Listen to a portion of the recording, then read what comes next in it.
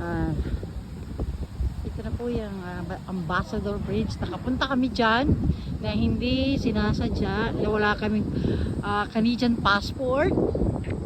Then nag-U-turn kami sa pinakadulo kasi hindi pwedeng dire-diretsohin dahil is USA. No passport, no Canadian passport, no permanent card. Just the driver's license, Ontario driver's license.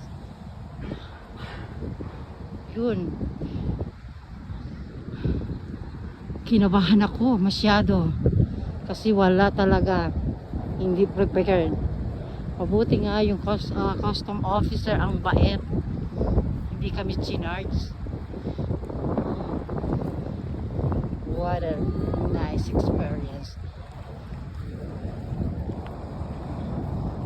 That's a good one.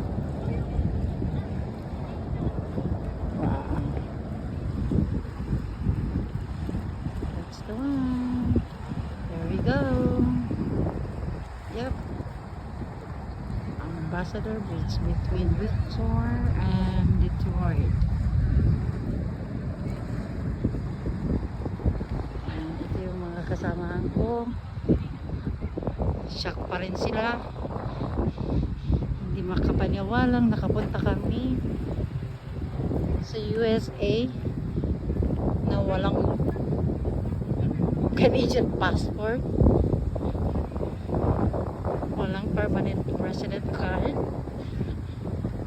Oh my gosh, thank you Lord.